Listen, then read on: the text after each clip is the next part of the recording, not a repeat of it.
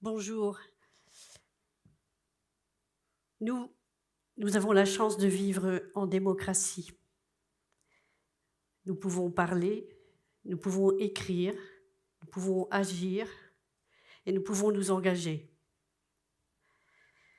Nous pouvons nous engager par réaction à quelque chose, contre quelque chose, ou pour porter un beau projet. Là, en ce moment, moi, ça me fait bien plaisir de voir tous ces jeunes-là qui se mobilisent pour défendre l'environnement. Lorsque j'avais 18 ans, je travaillais dans un petit hôpital de la région. J'étais agent hospitalier. Et en fait, dans nos activités d'agent, 3 fois par jour, il fallait aller à la cuisine de l'hôpital pour chercher les repas. Et donc, j'étais dans un service déjà de personnes âgées. On appelait ça gériatrie. Ces repas donc étaient disposés dans des marmites bien lourdes, bien chaudes, et il fallait traverser la cour avec. C'était servi, etc. Et le matin, il fallait aller chercher les bidons de café et de lait. Encore une fois, bien lourd et bien bouillant, et pas tout à fait hermétique. Du coup, on était un peu brûlés, quelquefois. Une fois le petit déjeuner servi, il fallait nettoyer, ranger, etc. Mettre de côté du café et du lait pour le servir après le repas du midi. Et il en restait encore dans ces bidons. Et là, allez hop, on jetait tout dans l'évier tous les jours. Et donc, j'ai demandé aux collègues, mais pourquoi on fait comme ça? Tu sais, on a toujours fait comme ça, hein, toujours. Après, je suis allée voir la chef du service et j'ai dit, est-ce que vous pourriez commander un peu moins? D'abord, ça serait moins lourd. Et puis, elle m'a répondu, attends, ça fait 8 ans que je travaille ici, 8 ans que je commande la même quantité tous les jours. À l'intendance, ils vont se demander ce que je fais là. Donc non, ce n'est pas possible. Alors j'ai dit, mais à ce moment-là, on peut peut-être organiser un goûter l'après-midi. Et puis en plus, ici, les résidents s'ennuient, nous, on s'ennuie. Donc voilà, ça serait une occasion de créer quelque chose, voilà, de passer un bon moment ensemble. Attends, tu t'ennuies l'après-midi? Eh bien, tu vas nettoyer toutes les portes du couloir. Bon, 2 ou 3 jours après, je reviens, même proposition, même réponse à peu près. Tu t'ennuies? Tu vas nettoyer toutes les tables de nuit, intérieures et extérieures. Bon, la situation était bloquée. Et puis finalement, une de mes collègues, Chantal, me dit « T'as raison, il faut qu'on trouve une solution. » Et la solution, donc là, il y a prescription, hein, on est bien d'accord. On a caché le lait et le café là, et l'après-midi, on a organisé ce fameux goûter. Et puis, on a recommencé 2 fois, 3 fois, 4 fois. Et finalement, au bout d'un mois, le goûter a été obligatoire tous les jours dans le service et dans les autres services de gériatrie.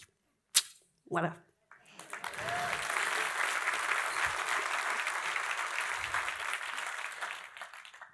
Plusieurs années après, je suis en poste, j'ai un poste de responsable d'une petite maison de retraite, toujours dans la région.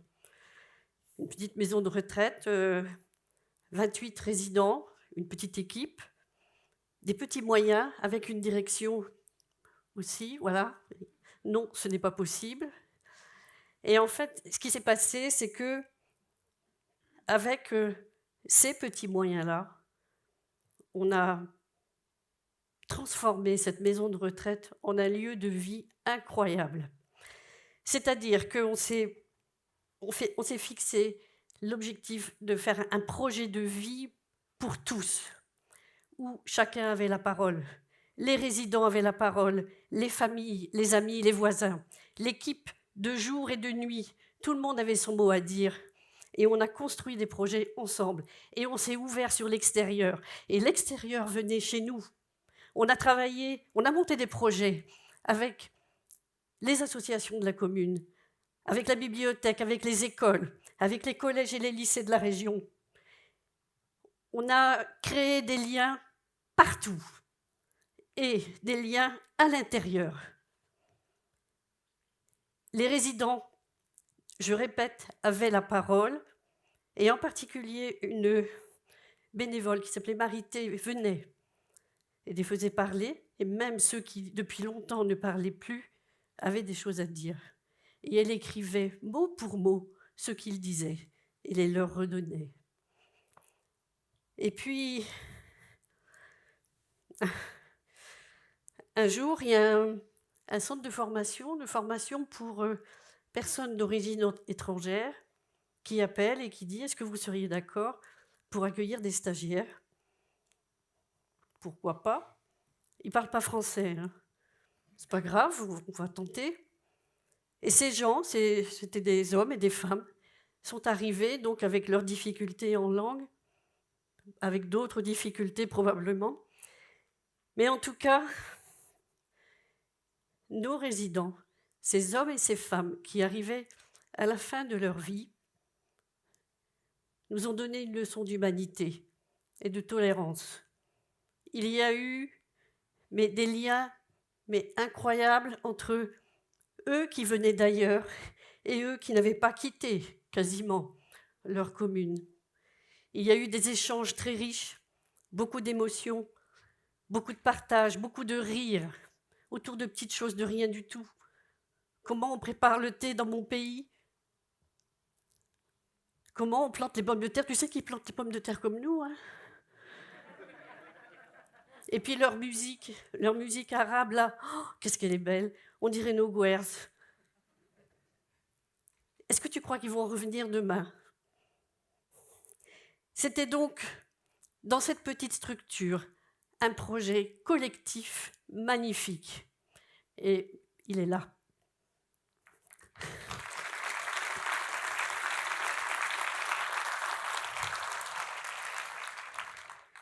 Plusieurs années plus tard, retour de vacances, août 2015. Une photo, la photo du petit Elan, 3 ans, sur la plage en Syrie. Tout le monde s'en souvient de cette photo. Et pour moi, ça a été un choc. Qu'est-ce qu'on était en train de faire là? Donc, moi, je ne pouvais pas, et je ne peux toujours pas, empêcher les guerres. Je ne peux pas empêcher la vente des armes à des pays dirigés par des dictateurs. Je ne peux pas empêcher le pouvoir de l'argent qui met à genoux les pays d'Afrique, d'Asie et d'ailleurs. Je ne peux pas empêcher la construction des murs et des barrières électriques, barbelées et je ne sais quoi. Je ne peux pas empêcher les gouvernements de passer du temps et de gaspiller de l'argent à inventer des lois pour empêcher l'aide à ces gens qui viennent d'ailleurs, qui ont connu des choses terribles. Ces lois-là qui refusent l'autre. Mais moi, à ma porte, je peux faire des choses.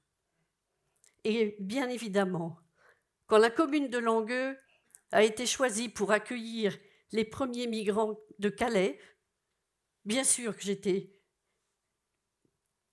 volontaire pour soutenir ce projet. Bien sûr, j'étais là pour aider à cet accueil. Ces jeunes-là qui arrivaient, il n'y en avait pas beaucoup, hein. Ils n'avaient pas 25 ans, ils avaient connu les pires horreurs. Ils venaient d'Afghanistan, ils étaient Kurdes irakiens. Dès le départ, on a créé des liens, encore une fois, incroyables. Oh, ils ne se plaignent pas, hein, ils ne demandent pas grand-chose. Simplement, voilà, des échanges du quotidien, de quoi les rassurer. Bon. Et puis, encore, quelques mois plus tard, on a su que 6 mineurs étrangers étaient mis à la rue le même jour. Et là, ça a été, encore une fois, un déclic. 6, il fallait trouver des solutions pour les 6. 2 sont allés dans une famille qui s'est proposée pour un accueil provisoire. 2 sont allés dans une colocation où il y avait 4 jeunes qui leur ont donné une petite place dans leur maison. Et les 2 autres sont venus chez nous.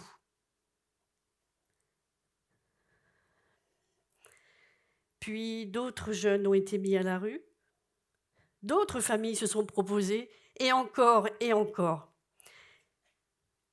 La première semaine, donc, c'était en janvier 2017. Là, nous sommes en 2019 et nous continuons. Pour, bien sûr, leur donner un hébergement, mais aussi pour les accompagner dans leurs études. C'est pour ça qu'ils sont venus. Cette première semaine a été, en tout cas avec toi et toi, qui êtes venus à la maison, ça a été d'abord une découverte. Ce n'était pas si facile, ni pour eux, ni pour nous. Des grands moments d'émotion, beaucoup de rire, parce qu'en fait, ils étaient soulagés enfin d'avoir un toit. Et puis, par exemple, un jour, dans la semaine, j'ai dit « Vous avez peut-être du linge à laver ?» Oui. Donc j'ai lavé, séché, plié, une pile pour un, une pile pour l'autre. Et quand ils ont vu ça, ils étaient très étonnés, et ils m'ont dit « Mais personne ne nous a jamais fait ça. » L'un d'eux ne parlait pas du tout français. Et au bout de 3 mois d'accueil comme ça dans les familles, au bout de 3 mois, il me dit « Dis donc, quand est-ce que tu utilises le mot « inclus » Oh. Alors, inclus, parce que inclus, c'est bien le contraire de exclu. Oui. Et puis, il y a eu toi, un jour, là. Tu es arrivée un soir bien fatiguée, c'est vrai. J'étais toute seule, on a mangé ensemble, et puis j'ai dit, maintenant, si tu veux, je vais te montrer là où tu vas dormir. Et puis je te montre aussi la salle de bain. Voilà. Ah, écoute, j'ai oublié de prendre une serviette de toilette. Je vais vite chercher, je reviens. J'ai pas mis 3 heures à chercher. Quand je suis revenue, il était écroulé sur le lit, le bras qui pendait, et il dormait. Ça faisait 1 semaine qu'il était dans la rue.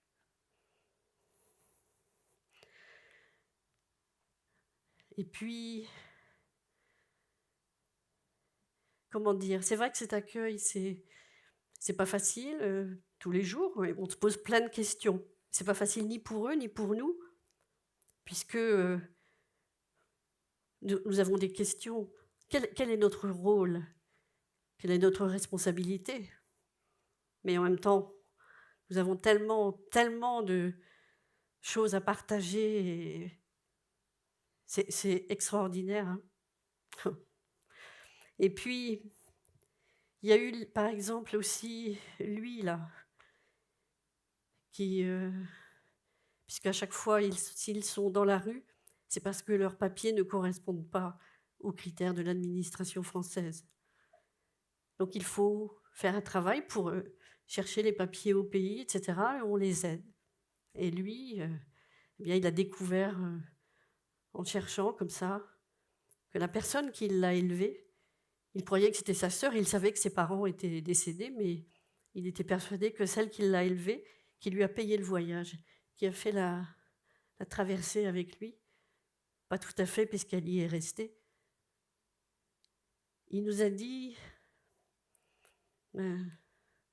voilà, elle m'a aidée, elle m'a élevée comme son petit frère, et là, j'ai même pas pu lui dire au revoir, ni merci.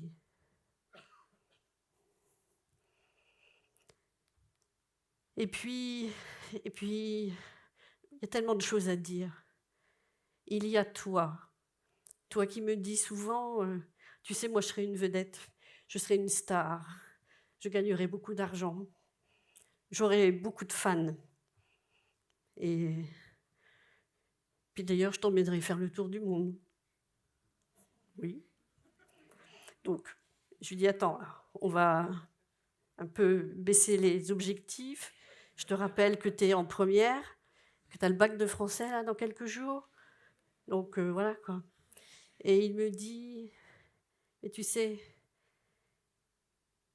c'est le rêve qui m'a fait venir ici. Alors laisse-moi rêver.